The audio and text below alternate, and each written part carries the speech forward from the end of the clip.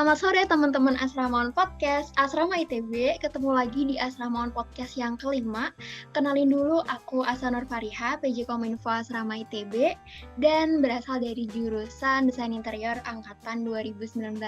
Nah, dalam podcast kali ini kita akan ngobrol bareng sama pemateri yang keren banget, yang gak kalah keren dari podcast sebelumnya. Dia adalah Koordinator Asrama Sangkuriang Asrama ITB. Siapa lagi kalau bukan Kak Afri. Oke, kita kenalan dulu ya teman-teman sama Kak Afri. Halo Kak Afri.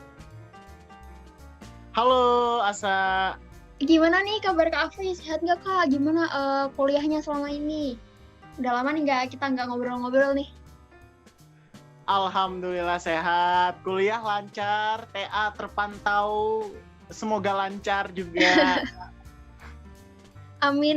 Semoga lancar ya, ditunggu. Semoga cepat wisuda ya Kak ya. Amin ya Allah, amin. Thank you doanya.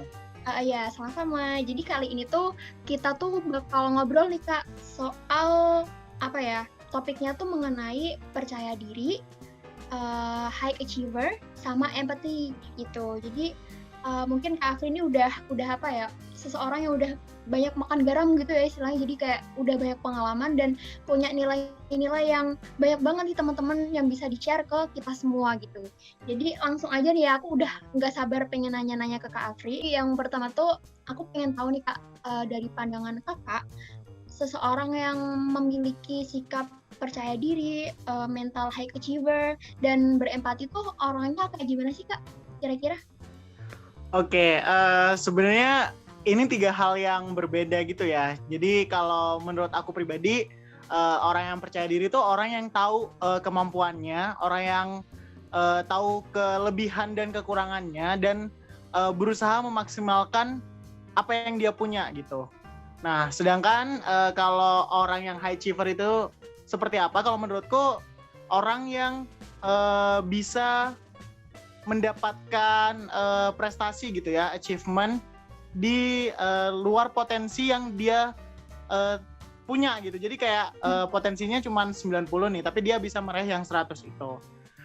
Terus kalau orang yang berempati sebenarnya simpelnya orang yang bisa merasakan dan seperti merasuki tubuh orang lain gitu. Jadi seolah-olah bisa merasakan apa yang orang lain rasakan, apa yang orang lain pikirkan gitu.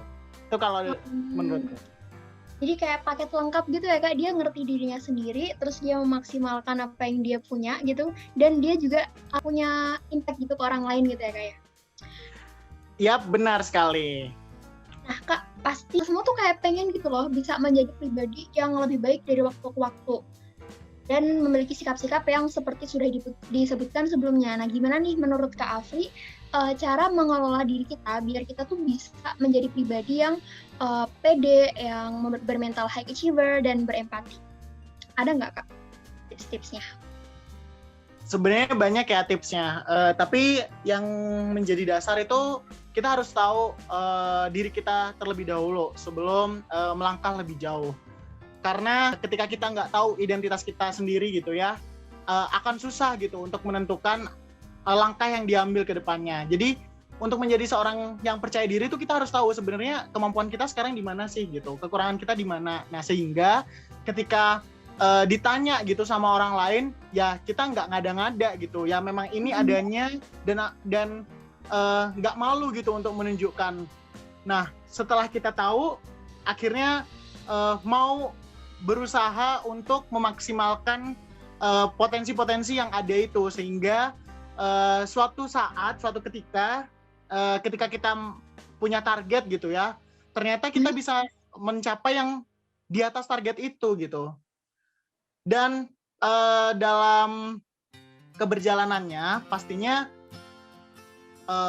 usahanya keras banget. Jadi pasti harus istiqomah lah, komitmen, dan semangatnya itu nggak turun-turun gitu.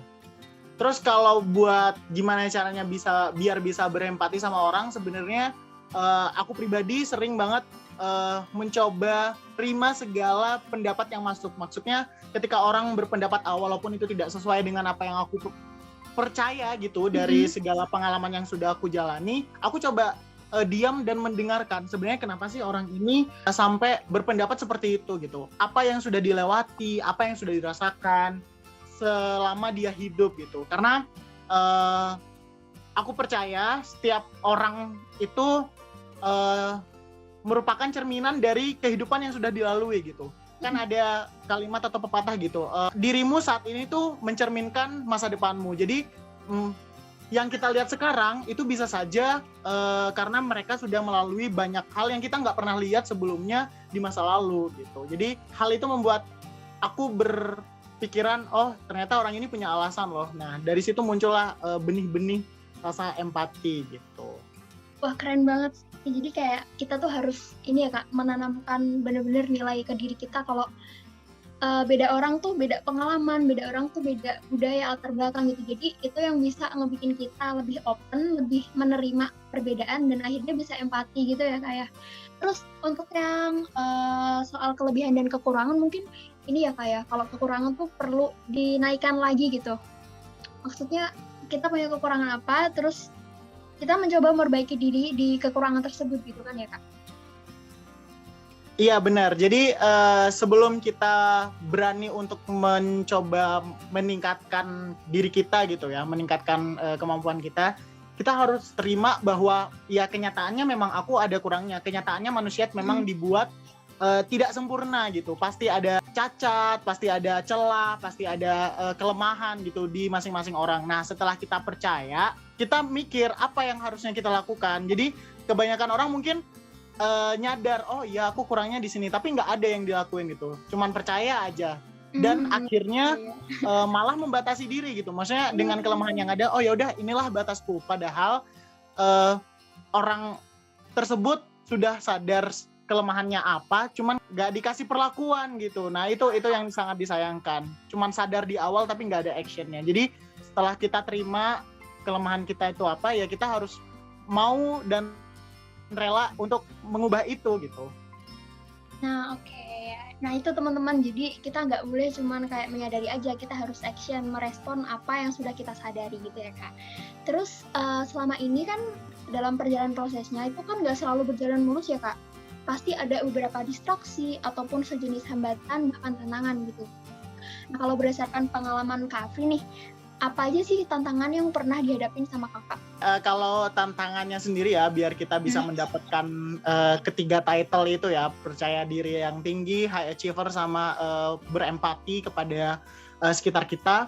Sebenarnya aku baginya jadi dua sih, internal dan eksternal. Internalnya itu banyak sebenarnya, tapi yang ku point out itu ada insecurities yang memang muncul dari diri kita sendiri, dan emotional burnout. Nah, kalau insecurities, sebenarnya insecure itu diperluin buat seseorang biar bisa nge-boost gitu. Karena ketika kita insecure dengan apa yang kita miliki gitu ya, karena udah melihat banyak yang di luar sana, harusnya kita punya rasa buat memperbaiki insecure itu. Tapi dengan right amount gitu, dengan jumlah yang cukup. Karena kalau kebanyakan juga akhirnya malah jadi depresi, frustasi, dan lain sebagainya.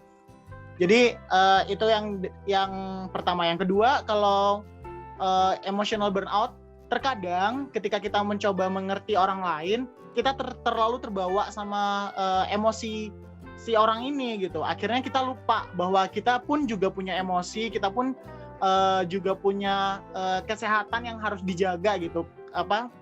Psikis yang harus dijaga. Nah, jadi jangan terlalu lewat batas. Kalau eksternalnya, aku nge-point out dua hal juga. Yang pertama itu omongan orang. Omongan orang pastilah sedikit banyak ya berdampak gitu pada kita gitu. Misal kita dikata-katain, wah sombong lu, wah ambis lu. Nah, omongan-omongan kayak gini tuh kan sebenarnya omongan orang takut ya. Maksudnya orang yang terancam gitu, wah orang ini jadi hebat banget nih ntar lagi gitu. Nah harusnya kita ketika ada omongan seperti itu memang susah sih untuk menerima terus mengolah, itu susah ya. Kalau memang nggak bisa, cara termudahnya ya udah blok aja gitu perkataan-perkataan orang ini yang nggak tahu sebenarnya kita udah melalui apa aja gitu. Jadi ya udahlah, biarkan saja angin lalu gitu omongan orang. Terus ancaman eksternal lainnya itu biasanya kita dicap terlalu ikut campur urusan orang, terutama kalau masalah empati ya. Sebenarnya ini memang jadi batasan ketika seseorang ingin mengetahui gitu kondisi seseorang yang lain gitu kan ya. Yang bisa aku saranin sih sebenarnya ketika menghadapin tantangan hal yang seperti ini memang harus ngerti sih batasan-batasannya gitu. Padahal niatnya kita baik mau ngebantu orang, ternyata orangnya malah nggak terima gitu, nggak mau dibantu, terus kita dicap buat mengganggu urusan hidup dia gitu. Ya sebenarnya kalau di etik psikologi gitu ya, yang aku tahu itu memang tidak seharusnya seseorang ketika tidak meminta bantuan tentang kondisi mentalnya gitu ya, kondisi psikisnya memang nggak perlu gitu kita ngebantu gitu, karena memang semua orang punya zonanya sendiri gitu kan, safe zone-nya sendiri. Nah, cuman ketika itu teman kita dan merasa wah ini perlu dibantu, ya harus melakukan pendekatan dulu sih. Jadi nggak langsung jebret-jebret, aku tahu kok rasanya gitu. Jadi nggak langsung kayak gitu. Harus ada pendekatan yang smooth gitu. Baru kita kasih tahu, iya kok aku pernah ngelewatin itu, aku ngerasain hal itu juga dan lain sebagainya, baru kasih solusi gitu sih. Wah, cukup banyak juga ya Kak ini, dan cukup berasa kayak berarti gitu tantangannya gitu. Dan menurut aku setuju sih kalau tantangan tuh penting gitu menurut aku ya. Karena kalau nggak ada tantangan ya bakal flat-flat aja, kita pun nggak akan terimprove jadi a better person gitu kan. Dan aku sendiri pun sering ngerasa kayak gitu, dan mungkin kita semua harus mulai menjadikan misal insecurity menjadi sebuah motivasi untuk menjadi lebih baik. Iya, benar sekali ya Asa. Ini mungkin yang terakhir sih Kak. Wah, keren banget Kak Afri penyampaiannya. Oke, jadi tadi kan Kak Afri udah nyampein banyak banget nih teman-teman, mulai dari orang yang percaya diri, high achiever, dan berempati itu yang seperti apa, terus gimana cara mengelola diri untuk mencapai sifat-sifat tersebut, terus tantangan apa aja yang dihadapi, dan juga tips untuk menghadapi dan atau merespon tantangan tersebut. Nah, mungkin nih untuk yang terakhir ya Kak Afri, sekarang Kak Afri bisa nih ngasih simpulan di akhir podcast ini sebagai penutupnya gitu. Gimana tuh Kak kira-kira biar kita semakin terkerucut pemikirannya? Oke, ini closing statement gitu ya ceritanya? Iya.